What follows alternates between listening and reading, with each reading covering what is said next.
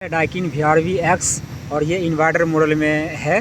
और इसका जो है यहाँ पर बात कर लें यहाँ पर तो ये है 14 HP का मेरा ये आउटडोर यूनिट है। और इसका जो है सारा चीज़ यहाँ पर दिया गया है। और ये इसका जो है ये आउटडोर यूनिट है। इसके में जो है टोटल 6 PCB है। ये ओवर वोल्टेज PCB है, ये मेन PCB है जिसमें डिस्प्ले लगा हुआ है। इसके में जो है BS1 BS2 BS3 है, ये है इसका डिस्प्ले। और यहाँ पर एक जो है ये नॉइस फिल्टर PCB है।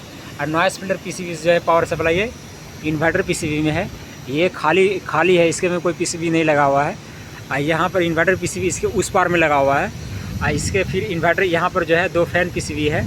इस फैन 2 फैन मोटर यहाँ पर 14 HP में लगे हुए रहते हैं। ये 14 HP का ये आउटडोर यूनिट है। और इसका जो है यहाँ पर ये इसका कंप्रेसर है, सिंगल कंप्रेसर रहता है 14 HP में। और इसका पावर सप्लाई का बात कर ले तो ये मेरा इलेक्ट्रिकल पैनल से पावर सप्लाई आया है, RYB and neutral power supply आया है।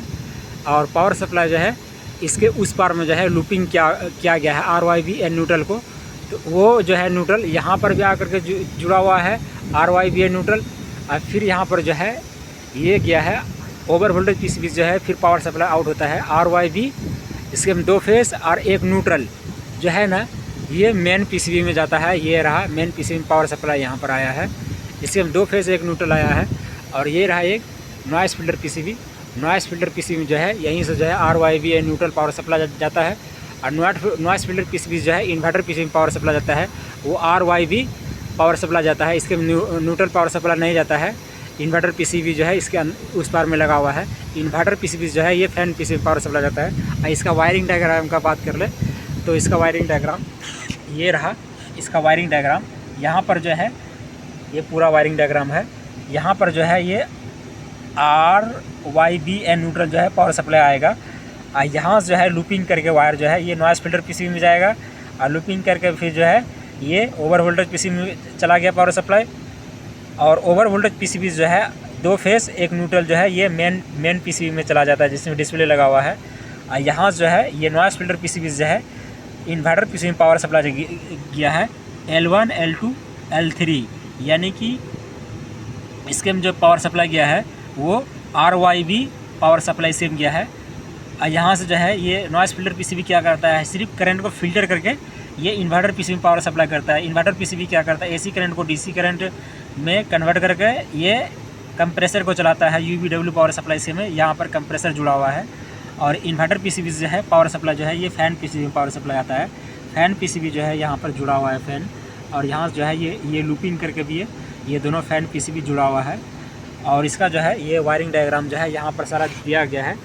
कौन सा PCB का नाम है, A1P क्या है प्रिंटेड सर्किट बोर्ड मेन ये हो गया। फिर यहाँ पर A2P printed circuit board noise filter, तो नॉइस फिल्टर PCB ये हो गया। और फिर इधर जो है यहाँ पर लिखा हुआ है A3P जो है प्रिंटेड सर्किट बोर्ड इन्वर्टर है, तो इन्वर्टर PCB इसके में ये हो गया। 18 HP में जो है एक ही इन्वर्टर PCB 14 HP में जो है 18 HP नहीं है, इसके में 14 HP है। तो 14 HP में जो है तो एक ही इन्वर्टर PCB आता है। तो इसीलिए यहाँ पर जो है वो यहाँ पर लिखा हुआ है A3P printed circuit board inverter है। और फिर यहाँ पर A4P A7P जो है प्रिंटेड सर्किट बोर्ड ये फ़ैन है। तो फ़ैन के लिए यहाँ पर लिखा हुआ है A7P और A4P, ये जो दोनों है ये फ़ैन PCB है। तो फ़ैन PCB के लिए यहाँ पर लिखा हुआ है। और इसके में ज़्यादा भी यहाँ पे ये थर्मिस्टर है। तो थर्मिस्टर के लिए यहाँ पर जो कौन सा थर्मिस्टर कहाँ जा गया है जुड़ा हुआ है, सारा यहाँ पर थर्मिस्टर का नॉलेज यहाँ पर दिया गया है। कौन सा थर्मिस्टर RXT ये सब थर्मिस्टर यहाँ पर ये सब जो RXT R22 R40 ये सब थर्मिस्टर है यहाँ पर सक्शन डिस्चार्ज का। और फिर जो है ये रहा मेरा यहाँ पर लिखा हुआ है 2in/D यूनिट, मतलब आउटडोर से इंडोर यूनिट मेरा जुड़ेगा। ये F1 F2 आउटडोर और फिर F1 F2 इंडोर यूनिट में भी, चाहे कैसेट हो चाहे HU है, दोनों में भी जो है F1 F2 जो है ये कम्युनिकेशन लाइन जुड़ता है। इसके में DC पावर सप्लाई आता है, वो आउटडोर से इंडोर पावर सप्लाई इसके में जुड़ेगा। उसी तरह यहाँ पर लिखा हुआ है 2 out/D लिखा हुआ यूनिट। इसका मतलब ये है कि आउटडोर से आउटडोर जो पावर सप्लाई इसके में जुड़ेगा F1 F2। फिर दूसरे आउटडोर यूनिट यानी कि 2 3 4 5 6 आउटडोर यूनिट है। उसका भी पावर सप्लाई जुड़ेगा F1 F2, तो यहाँ से पावर सप्लाई जुड़ेगा, यानी कि 4 5 6 आउटडोर यूनिट को यहाँ से कनेक्शन दिया जा सकता है। इसके में जो है पावर सप्लाई किया जाता है, वो भी DC पावर सप्लाई इसके में तीनों में आता है, कम्युनिकेशन वायर के द्वारा DC पावर सप्लाई से ये सब में PCB आउटपुट करता है। यहाँ पर लिखा हुआ है Q1 Q2, यानी कि इसका मतलब ये है 2 मल्टी यूनिट, यानी इसी एक मास्टर आउटडोर रहेगा, एक स्लेब 1 एक स्लेब 2 आउटडोर भी यहाँ से हम जोड़ सकते हैं। यहाँ जो है ये आउटडोर से आउटडोर ही केवल पावर सप्लाई यहाँ जुड़ेगा, और उसका मतलब जो है सारा का यहाँ पर लिखा हुआ है, क्या है नहीं है, और उसका सारा चीज़ यहाँ पर दिया गया है। ये 14 HP में जो है वो एक ही इन्वर्टर PCB रहेगा, एक नॉइस फिल्टर PCB रहेगा, 2 फैन PCB रहता है, और एक ओवर वोल्टेज PCB, एक मेन PCB रहता है 14 HP में। ये इसका पूरा वायरिंग डायग्राम दिया गया है पूरा। और यहाँ जो है फिर इसका हम बात कर लें तो वही हम यहाँ पर वायरिंग डायग्राम का बात कर रहे थे। RYB 3 फेस एंड न्यूट्रल जो है उसके उस पार में जो है लूपिंग करके यहाँ पर भी आया है और यहाँ पर भी आया है, और यहाँ से ओवर वोल्टेज PCB जो है मेन PCB पावर सप्लाई वही जाता है। और उसका बात कर ले तो यहाँ पर हम बात कर ले, यहाँ पर ये है डिस्चार्ज लाइन जो आउटडोर से लिक्विड रेफ्रिजरेंट जा रहा है, ये है सक्शन लाइन, ये है ऑटो गैस चार्जिंग सिस्टम, यहाँ पर लिखा हुआ है इसके में ऑटो गैस चार्जिंग सिस्टम, सारा चीज़ इसके में लिखा हुआ है। तो इसके यहाँ से हम ऑटो रेफ्रिजरेंट गैस चार्ज करने के लिए, रिकवरी करने के लिए यहाँ से ये होता है। और यहाँ से जो है इसका ये है लिक्विड रेफ्रिजरेंट, यहाँ से गैस चार्ज होता है। और बात कर ले यहाँ पर तो ये रहा सक्शन लाइन, इंडोर से ये गैस सक कर रहा है, तो इसको हम टेस्ट करके दिखाते हैं तो क्या क्या इसके में आता है लाइन में। तो यहाँ से सक्शन लाइन जो है मोटर लाइन जा रहा है, तो जाने के बाद जो है ये रहा सक्शन लाइन इसका यहाँ पर आ गया, तो ये यहाँ पर आ गया। तो यहाँ से आने के बाद यहाँ पर जो है थर्मिस्टर लगा हुआ है, थर्मिस्टर का लगा हुआ है, ये मेन PCB को जो है कम्युनिकेट करता है DC पावर सप्लाई में। ये DC पावर सप्लाई जो है मेन PCB से जो है ये थर्मिस्टर में पावर सप्लाई आता है। ये मेन PCB जो है इसे कितना % अभी इसके में सर्कुलेशन हो रहा है, वो सारा जो है रेफ्रिजरेंट इसमें कितना % आउटडोर में कंप्रेसर में जा रहा है, ज़्यादा लिक्विड आ रहा है कि नहीं आ रहा है, वो सारा चीज़ जो है ये सेंस करके ये मेन PCB को कमांड देता है। मेन PCB से ये थर्मिस्टर यानी कि सेंसर है, सेंसर की तरह ये मेन PCB को कमांड देता है। इसके अंदर में जो है वो थर्मिस्टर लगा हुआ है, ये कॉपर ट्यूब में चिपका हुआ है। और यहाँ पर जो है ये बाईपास लाइन है, सभी एसिन जो है DR बीम जो है डाइकिन में वो एक बाईपास का लाइन वो कनेक्ट रहता है इस तरह करके। ये हीट एक्सचेंजर में अभी उसका भी बात करेंगे। और यहाँ से जो है फिर उसके बाद जो है बाईपास के बाद जो है ये यहाँ पर लगा हुआ है, ये फिल्टर लगा हुआ है, गैस को जो है वो फिल्टर करने का काम करता है। अगर कुछ इसके अंदर जो कचरा आ जाता है रेफ्रिजरेंट के अंदर तो वो फिल्टर करता है। रेफ्रिजरेंट और गैस यहाँ पर हम एक ही बात बोल रहे हैं। इसके में जो वेपर रेफ्रिजरेंट इसके में आता है आउट इंडोर से, और फिर यहाँ से आने के बाद यहाँ से इधर से आ गया। फिर उसके बाद जो है ये रहा मेरा लो प्रेशर सेंसर, ये है जो ये वाला जो है ये लो प्रेशर सेंसर है ये वाला, और इसके में जो है 3 वायर जुड़े हुए हैं। लो प्रेशर सेंसर के बाद जो फिर यहाँ से इस तरह का वायर करके यहाँ से फिर मेरा इसके में जो है ये यहाँ पर ये ऑयल आया है, ऑयल सेपरेटर से ऑयल आता है। फिर यहाँ से ये इस तरह करके ये सक्शन लाइन यहाँ चला गया इस कंप्रेसर में, और कंप्रेसर में सक्शन जाने के बाद फिर यहाँ जो है फिर यहाँ सक्शन लाइन आने के बाद ये यहाँ पर low pressure low temperature compressor सक करता है वेपर रेफ्रिजरेंट को। फिर high pressure high temperature compressor compress करता है रेफ्रिजरेंट को। फिर यहाँ से जो है यहाँ पर एक थर्मिस्टर लगा हुआ है, डिस्चार्ज थर्मिस्टर, इसके अंदर कितना टेम्परेचर है वो सेंस करके ये मेन PCB का जो है ये सारा जो है सारा यहाँ से थर्मिस्टर का वायर लगा हुआ है।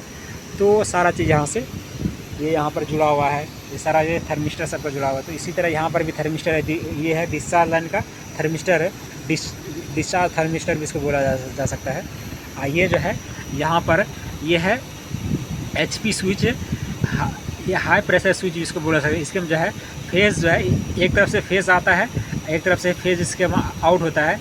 ये जो है एक तरह से सेफ्टी डिवाइस का काम करता है।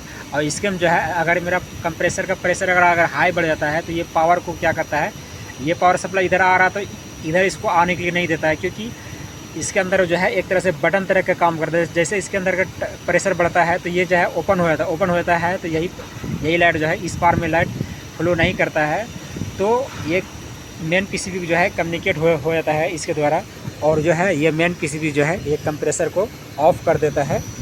अगर ये नॉर्मल कंडीशन में अगर प्रेशर जिस गैस का जितना प्रेशर है उतना प्रेशर रहता है तो वही यही कंप्रेसर यही लाइट जो है इस पार होकर के ये स्विच जो है आपस में वो क्लोज हो जाता है। ये साइड का स्विच, ये साइड का स्विच जो है क्लोज होने के बाद जो है यही लाइट जो है इस पार होने के बाद जो है वो मेरा ये फिर यहाँ पावर सप्लाई जो है यहाँ पर आ जाता है। दूसरे एक तार में मान लो कि इन हुआ एचपी स्विच में, एक तार में जो है वो फिर उधर से एचपी स्विच से रिटर्न आ करके फिर यहाँ से ये पीसीबी में मेरा इन चला जाता है। यहाँ पर इसका पूरा दिया गया है। और जाने के बाद जो है ये एचपी स्विच जो है सेफ्टी डिवाइस है, कितना प्रेशर आएगा तो ये कितना परसेंट ये जो क्लोज रहेगा वो सारा चीज़ के में दिया जाता है। तो ये एचपी स्विच जो है सेफ्टी डिवाइस है। फिर यहाँ से जो है हाई प्रेशर टेम्परेचर रेफ्रिजरेटर जो है यहाँ से मेरा आता है। आने के बाद जो है ये ऑयल सेपरेटर में चला जाता है। ऑयल सेपरेटर में जाने के बाद जो है यहाँ से जो है high pressure high temperature refrigerant जो है ये ऊपर चला जाता है। तो ऑयल जो होता है ऑयल ऊपर नहीं जाता, ऑयल नीचे आ जाता है। ऑयल जो है वज़न होता है तो इसका नीचे चला जाता है, वो ऑयल सेपरेटर में इकट्ठा हो जाता है। इकट्ठा हो करके जो है वो इस तरह करके फिर यहाँ पर सक्शन लाइन के द्वारा फिर कंप्रेसर में ये ऑयल आ जाता है। ये ऑयल जो है वो बार बार सर्कुलेशन होते रहता है। और इसका बात कर ले अभी ये वाला जो है बाद में बता देंगे। पहले इसका रेफ्रिजरेंट जो जा रहा है ये, उसके बाद जो है यहाँ पर एक फ़िल्टर लगा हुआ है। फ़िल्टर के बाद जो है ये चेक वाल्व है। चेक वाल्व को ये डायरेक्शन जो है ऊपर की ओर होता है। ये ऊपर की ओर डायरेक्शन इधर से आकर के ये इधर से आकर के यहाँ से मेरा ये यहाँ पर लगा हुआ है हाई प्रेशर सेंसर। ये क्या करता है, इसके अंदर प्रेशर अगर हाई रहता है तो प्रेशर को ये कमांड करता है। प्रेशर को ये कितना हाई नहीं है वो सारा इसके यूनिट के अंदर वो सारा प्रेशर को सेंस करके ये यहाँ से ये मेरा मेन पीसीबी को यहाँ से कम्युनिकेट करता है। यही वाइट वायर जो है ये यहाँ पर आकर के जुड़े हुए हैं। तीन सेंसर है। तो सारा जो है ये हाई प्रेशर सेंसर है। ये यहाँ पर जो है ब्लैक कलर का ये लो प्रेशर सेंसर था। और यहाँ से जो है फिर मेरा रेफ्रिजरेंट जो आगे बढ़ता है। आगे बढ़ने के बाद जो है यहाँ पर जो है ये मेरा मोटा वाला वायर है। ये मोटा वाला ये है। यहाँ जो है सारा रेफ्रिजरेंट जो है वो कंडेंसर में सभी में यहाँ से जॉइंट होकर के ये कंडेंसर कॉइल में high pressure high temperature vapour refrigerant जो है वो चला जाता है। और जाने के बाद जो है यहाँ से सभी में जो है जैसे मेरा बाहर का इसके अंदर क्या है high pressure high temperature gas है। ये फैन जो है मेरा सर्कुलेशन होता है और इसके अंदर जो है प्रेशर मेरा हाई है। तो प्रेशर को जो है ये ज़्यादा अगर बाहर का टेम्परेचर क्या होता है डाउन होता है एयर का, इसके अंदर टेम्परेचर हाई होता है। और इसे कॉपर ट्यूब से अटैच है। ये फिंस क्या है एल्युमिनियम का फिंस है। ये एल्युमिनियम का फिंस भी गर्म हो जाता है। इसके अंदर से जो भी एयर आएगा वो एयर भी गर्म होगा। एयर को भी जो है गर्म एयर को जो है ये कौन फेंकता है, ये फैन क्या करता है उधर से एयर को सक करता है, उधर से एयर को क्या करता है एटमॉस्फेरिक में एयर को बाहर फेंक देता है। और ऐसे करके जो है वेपर रेफ्रिजरेंट इसका आता है। इसका टेम्परेचर क्या डाउन हो करके वो फिर यहाँ से ये लिक्विड रेफ्रिजरेंट जो है वो चेंज होने लगता है। होने के बाद फिर मेरा जो है ये पतला वाला पाइप जो है ये मेरा डिस्चार्ज पाइप यहाँ पर है। और ये वाला पतला पाइप के द्वारा ये डिस्चार्ज पाइप के द्वारा यहाँ से जो है ये पतला पाइप होता है। फिर यहाँ से जो है ये पाइप जो है यहाँ से जुड़ा हुआ है।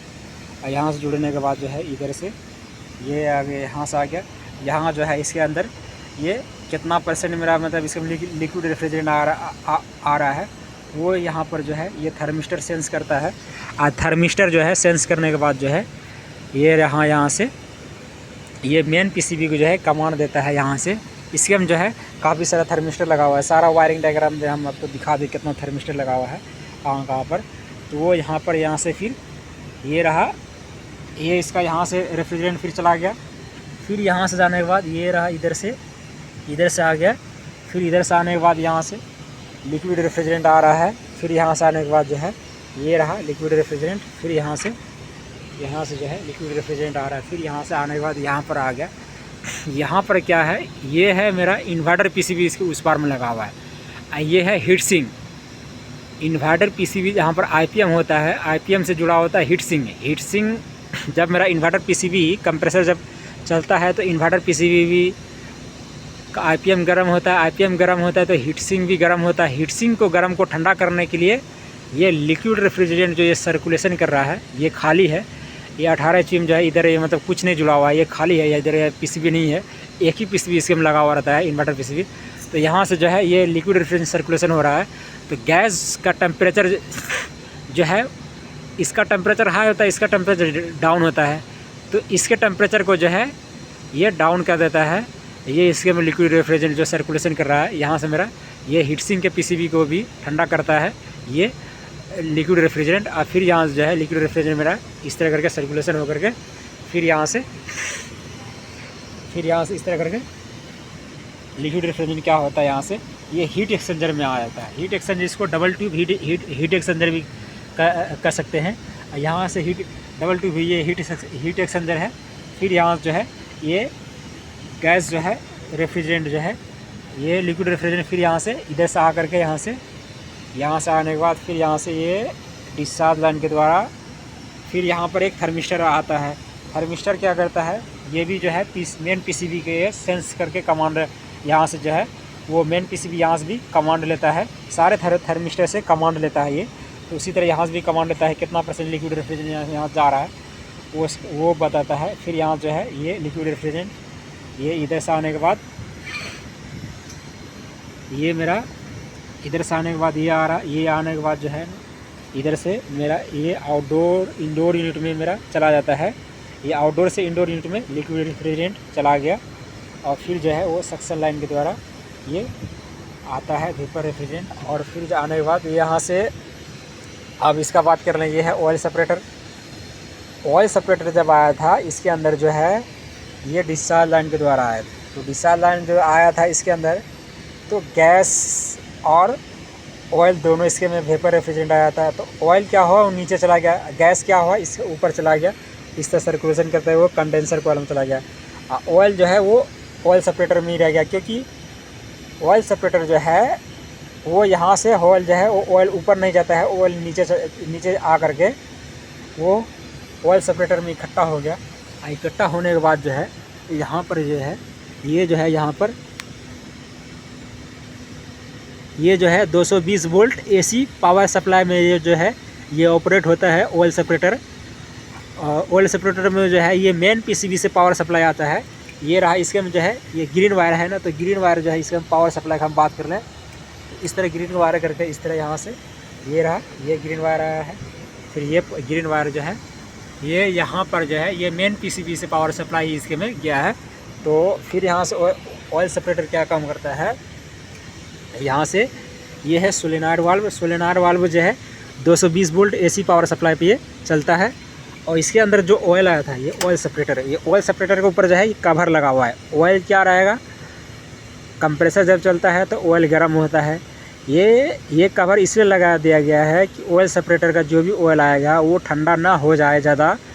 अगर ज़्यादा ठंडा हो जाएगा तो दिक्कत आ जाएगा, ज़्यादा ठंडा ना हो जाए इसीलिए ऑयल सेपरेटर में ये कवर लगा दिया गया है, ताकि जो ऑयल जो है इसके अंदर वो गर्म ही बना हुआ रहे, इसीलिए इसके में ये कवर लगा दिया गया है। और फिर यहाँ से जो है ये सबसे लास्ट में जो है नीचे से यहाँ से जो है कॉपर ट्यूब, इसका यहाँ से जो है ये रहा कॉपर ट्यूब। अब कॉपर ट्यूब के द्वारा जो है वो ये ऑयल सेपरेटर के बाद फिर नीचे से जो है इस तरह ऑयल जो है ऊपर चढ़ता है। ये है फिल्टर जो है जो ऑयल में अगर कुछ कचरा आ जाता है तो फिर यहाँ से फिल्टर से ये फिल्टर होकर के ऑयल क्या करता है, यहाँ से फिर ये रहा तीर के निशान दिया हुआ है। यहाँ से फिर ये सोलेनॉइड वाल्व जितना परसेंट खुलता है उतना ही परसेंट यहाँ से ऑयल ये आउट करता है। आउट करने के बाद जो है यहाँ से मेरा ऑयल ये जाता है।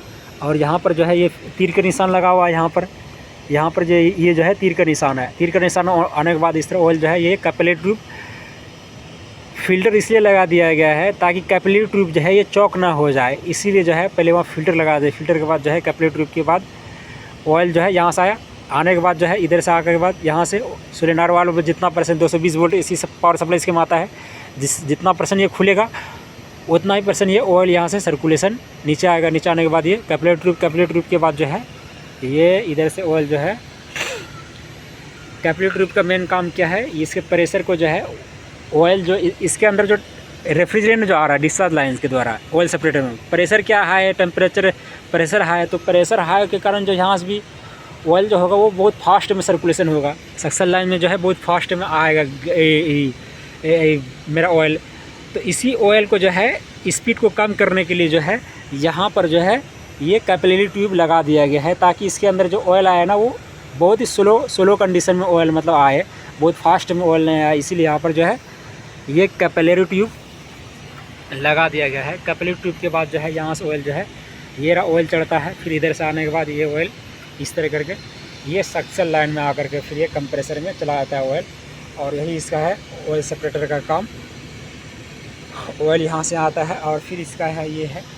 अब बात कर ले हैं कि इसका यहाँ पर ये है मेरा डिस्चार्ज लाइन, ये है सक्शन लाइन, ये है auto refrigerant gas charging system. यहाँ पर पूरा दिया गया है, ये है auto refrigerant gas charging system. इसके पूरा बताया गया है कैसे ऑटो रेफ्रिजरेंट गैस है, यहाँ पर रिकवरी होगा, चार्ज होगा, तो सारा चीज़ यहाँ से हो सकता है।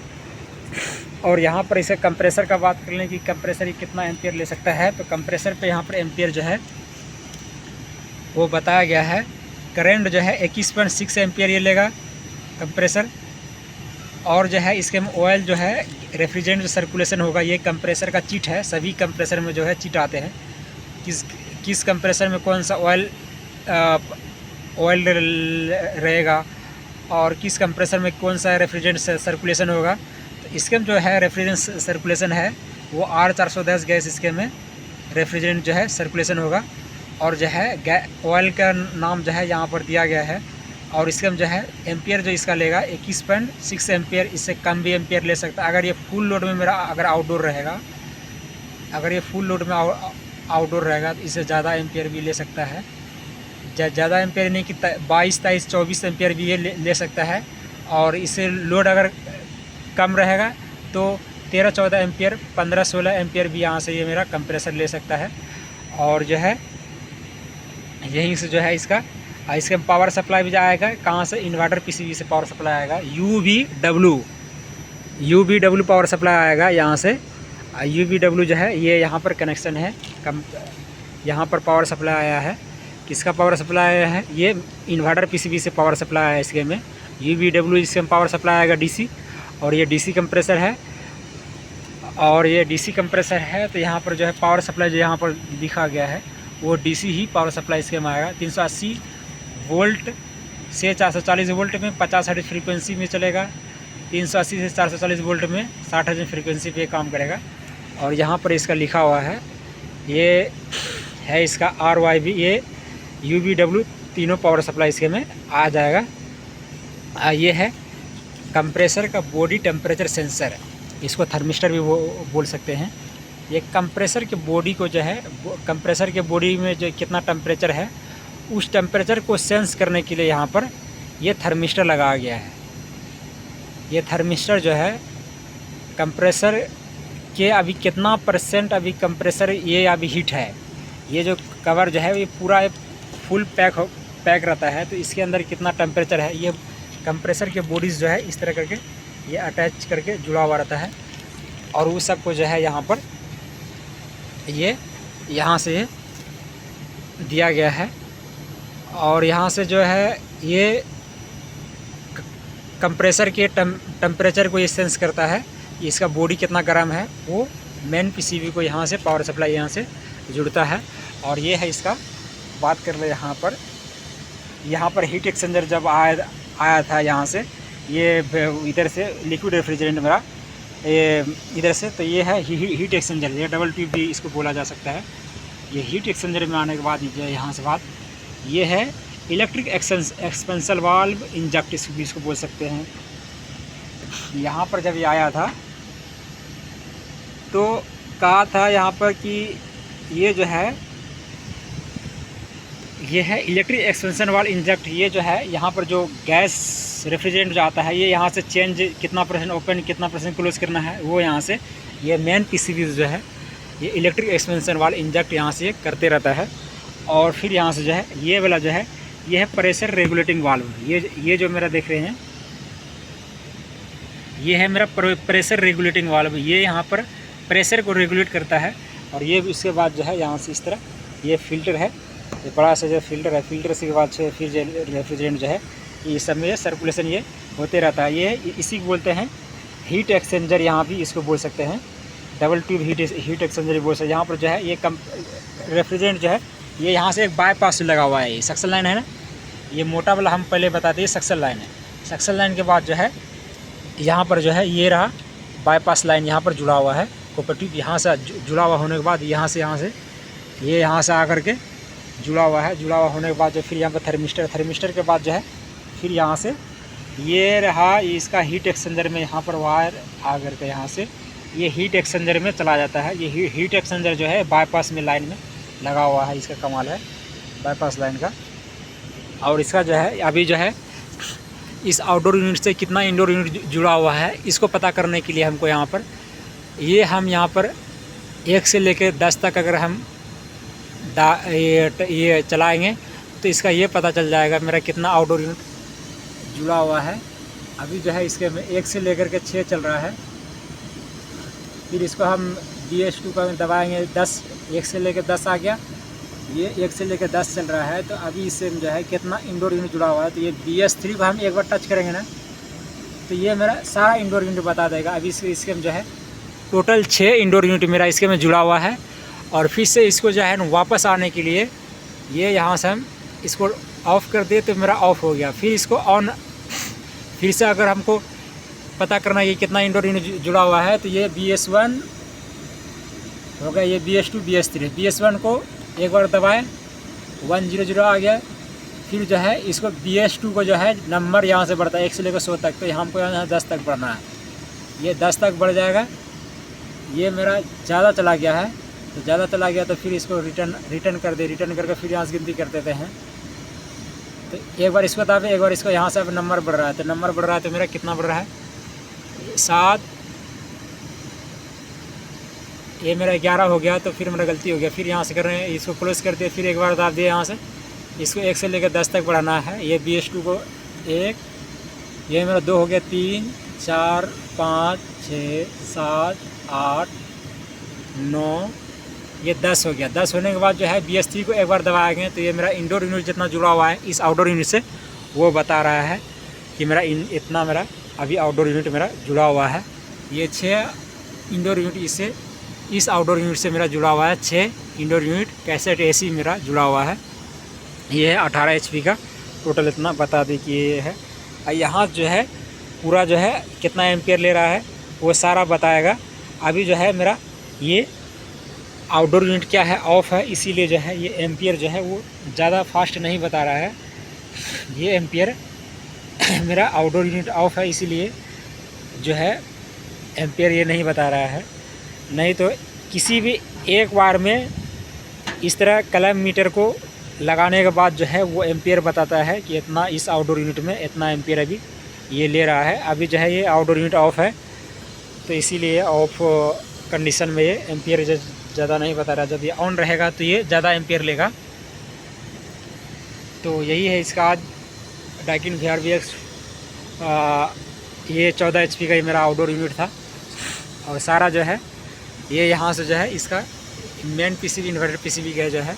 और ये जो है यहाँ पर लिखा हुआ है 2/D, मतलब ये है ये वायर जो है मेरा आउटडोर यूनिट से इंडोर यूनिट मेरा यहाँ पर जुड़ेगा। इसके में जो है DC पावर सप्लाई आता है। ये वायर जो है मेरा कम्युनिकेशन वायर के लिए हम ये वाला वायर हम लगाते हैं। इसमें केवल कम्युनिकेशन पावर सप्लाई के लिए हम लगाते हैं। ये मेरा वायर जो है सील्डेड वायर है। ये DC पावर कम्युनिकेशन के लिए हम ये वाले वायर को लगाते हैं। यहाँ पर जो है F1 F2 ये आउटडोर से इंडोर मेरा जुड़ा हुआ है। ये मेरा आउटडोर जो है ये मास्टर आउटडोर यूनिट है, इसीलिए यहाँ पर जो है Q1 Q2 जो है लगाए हैं। यहाँ पर Q1 Q2 यानी जो है वो मल्टी आउटडोर यूनिट को जुड़ने के लिए लगाया गया है। यहाँ पर लिखा हुआ है मल्टी आउटडोर Q1 Q2, ये मास्टर है। और इस बार में जो है एक स्लेब, ये रहा स्लेब 1 है। तो उसी तरह जो है लगाने के लिए ये लगा गया है। और ये सब जो है यहाँ से ये डीसी कम्युनिकेशन अभी जो है इसको ये 6 आउटडोर यूनिट मेरा बता रहा है। इसको फिर से अगर हमको वापस आना है तो इसको जो है DS1 को एक बार हम टच करेंगे तो ये ऑफ हो जाएगा, पूरा ये डिस्प्ले ख़त्म हो गया, ऑफ हो गया। फिर यहाँ से जो है ये मेरा रहा DC पावर सप्लाई जो है ये इधर से ये इन्वर्टर PCB को कम्युनिकेट करता है। ये कौन कम्युनिकेट करता है? ये DC पावर ये मेन PCB के द्वारा कंट्रोल होता है इन्वर्टर PCB। और यहाँ से जो है ये रहा इसका, यहाँ से जो है पूरा ये दिया गया है सारा इसके में जो है कम्युनिकेशन वायर। यहाँ से थर्मिस्टर यहाँ ये है एयर टेम्परेचर सेंसर एक रहता है जो VRV में जो यहाँ पर जो है ये बाहर के टेम्परेचर को ये सेंस करता है कि कितना डिग्री अभी बाहर का टेम्परेचर है। उस टेम्परेचर को सेंस करके ये मेन PCB ये कमांड लेता है, कमांड इसके देता है। ये थर्मिस्टर के द्वारा ये कमांड लेता है ये PCB। और इसका यही है पूरा वायरिंग डायग्राम इसके में जो है। और ज़्यादा चीज़ तो नहीं होता है। जब भी ये कंप्रेसर अगर फॉल्ट आता है यहाँ से, जब भी मान लीजिए अगर कंप्रेसर कभी ख़राब हो जाता है तो कंप्रेसर को अगर हमारा इंडोर आउटडोर यूनिट में दोनों में अगर गैस है, इंडोर में भी गैस है, तो इंडोर यूनिट को हमको गैस को मतलब रिलीज़ नहीं करना है। तो यहाँ से जो है इन दोनों यूनिट को इस डिस्चार्ज सक्शन लाइन को जो है एलेंकी से हम क्लोज़ कर देंगे तो ये गैस जो है इंडोर यूनिट का मेरा लॉक हो जाएगा। और मेरा जो है गैस वो आउटडोर यूनिट का भी लॉक हो जाएगा। इंडोर से आउटडोर यहाँ से गैस मेरा ये नहीं जाएगा। ये लॉक होने के बाद डिस्चार्ज सक्शन लाइन एलेंकी से क्लोज़ करने के बाद और फिर जो है यहाँ से जो है ये रहा ये है डिस्चार्ज लाइन का, ये है सक्शन लाइन का। इसको यहाँ से जब हमको मेरा कंप्रेसर का ख़राब हो गया, ग्राउंड हो गया, इसको रिप्लेस करने के लिए यहाँ जो है ये गैस को हम रिलीज़ करेंगे। इसको अगर इस तरह तोड़ेंगे तो ये टूट जाता है। टूटने के बाद ये डिस्चार्ज का है, ये सक्शन का है। तो दोनों को करने के बाद जो है यहाँ से हम NRV पिन लगा देते हैं इसके में। NRV पिन लगाने के बाद जो है कंप्रेसर चेंज करने के बाद फिर जो है कुछ नाइट्रोजन होल्ड करने के लिए NRV लगा करके यहाँ से होल्ड किया जा सकता है। होल्ड करने के बाद अगर कंप्रेसर मेरा कहीं लीकेज वोकेज नहीं रहता है न्यू कंप्रेसर लगाने के बाद, तो फिर यहाँ से हम गैस यहाँ से रिलीज़ कर सकते हैं। फिर यहाँ से जो है ये जो गैस जो है इंडोर यूनिट का, तो इंडोर यूनिट में ही सेव रह गया, रेफ्रिजरेंट वो बेकार नहीं गया। जो आउटडोर यूनिट का जो नाइट्रोजन गैस चार्ज किए थे वो यहाँ से हम नाइट्रोजन गैस को हम रिलीज़ करके और वैक्यूम करके फिर यहाँ से हम यहीं से जो है हम गैस चार्ज कर सकते हैं, ऑटो रेफ्रिजरेशन चार्ज कर सकते हैं। यहाँ से हम ये कंप्रेसर को न्यू कंप्रेसर चेंज करने के बाद जो है ये सब काम किया जाता है। ये है ऑटो रेफ्रिजरेंट, ये है electric expansion valve auto refrigerant charge. ये है जब ये यहाँ से ऑटो रेफ्रिजरेंट जब ये गैस चार्ज होता है ना, तो ये फ़िल्टर है यहाँ पर। फ़िल्टर के बाद जो है यहाँ से ये है इलेक्ट्रिक एक्सपेंशन वाल्व। इसके में जो है वो 2 इलेक्ट्रिक एक्सपेंशन वाल्व लगे हैं। डाइकिन VRV 20 नहीं, ये 14 HP का है।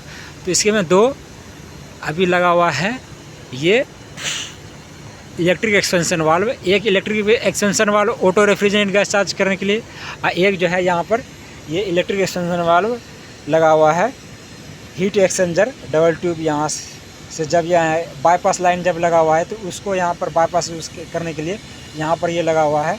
ये है प्रेशर रेगुलेटिंग वाल्व। और उसके बाद जो है यहाँ से कंप्रेसर जो है, अभी मेरा कंप्रेसर जो है 2-3 एम्पियर ले रहा है। तो इसका मतलब जो है ये कंप्रेसर नॉर्मल जो है ना स्टार्ट है, तभी ये 2-3 एम्पियर ये ले रहा है। ऐसे जो है ये मेरा यही लेकर शो हो रहा है। ये फुल लोड पे नहीं चला। फुल लोड पे जब कंप्रेसर चलता है तो वो ज़्यादा एम्पियर लेता है, तो फुल लोड पे यहाँ पर इसके में दिया गया है। तो ये इसके में जो है 21.6 एम्पियर से ज़्यादा लेगा फुल लोड पे। उससे अगर कम लोड रहेगा तो 18-17 एम्पियर लेगा नॉर्मल लोड में। तो यही है आज 20 HP का इसका पूरा जान गए यहाँ पर। और जो है इसका जो है पावर सप्लाई अभी जो है, अगर इंडोर आउटडोर यूनिट में अगर पावर सप्लाई रहेगा तो ये वाला लाइट जो है मेरा ब्लिंक करते रहेगा। ये लाइट, इसका मतलब ये है कि इस आउटडोर यूनिट में पावर सप्लाई है, तभी ये लाइट जो है वो बिलिंग कर रहा है, यानी कि अप डाउन ये कर रहा है। तो ये इसका मतलब ये है कि ये मेरा पावर सप्लाई इसके में ऑन है, तभी ये लाइट ब्लिंक कर रहा है। और अभी जो इसके में है 3 फेज़ पावर सप्लाई यहाँ पर आ करके जुड़ा हुआ है। ये मेरा आउटडोर यूनिट सिर्फ ऑफ है। और ये है इन्वर्टर पीसीबी से पावर सप्लाई जाता है। ये इन्वर्टर कंप्रेसर में यूवीडब्ल्यू, इसके में जो है सिंगल कंप्रेसर ही लगा हुआ है। डबल फैन मोटर है, ये भी दोनों फैन जो है डीसी फैन है। ये है फैन ब्लेड इसके में लगा हुआ है। और सारा चीज़ जो है यहाँ से दिया गया है। और ये जो है इसका जो जितना भी आउटडोर से इंडोर जो कनेक्ट होगा, ये वाई ब्रांच के द्वारा ये इसके में कनेक्शन किया गया है। अभी जो है वाई ब्रांच इधर वो पैक है। और इंडोर यूनिट में जितना भी डिवाइड होगा, 6 इंडोर यूनिट से जुड़ा हुआ है, तो 6 जो है वो वाई ब्रांच से डिवाइड हो करके यहाँ से मेरा वो जुड़ा हुआ है। तो ठीक है, एम्पियर चेक करने का यही मेथड है। एक बार में किसी एक बार में चेक करने के बाद ये एम्पियर बता रहा है कि इतना एम्पियर मेरा अभी कंप्रेसर मेरा ले रहा है। किसी भी तीनों एक बार में चेक करने के बाद ये है डिस्चार्ज थर्मिस्टर। डिस्चार्ज थर्मिस्टर का भी वही काम है, डिस्चार्ज लाइन के थर्मिस्टर को सेंस करता है। और ये दोनों जो है ये सब थर्मिस्टर है सक्शन डिस्चार्ज का, उसका सबका वायरिंग डायग्राम जो है ये रहा। वायरिंग डायग्राम किसका कौन सा थर्मिस्टर जुड़ा हुआ है यहाँ पर सारा जो है ये रहा। कितना जितना यहाँ पर थर्मिस्टर इसके जुड़ा हुआ है, सारा थर्मिस्टर का ये यहाँ पर पूरा दिया गया है। कौन सा थर्मिस्टर कहाँ पर जुड़ा हुआ है वो सारा चीज़ यहाँ पर बताया गया है।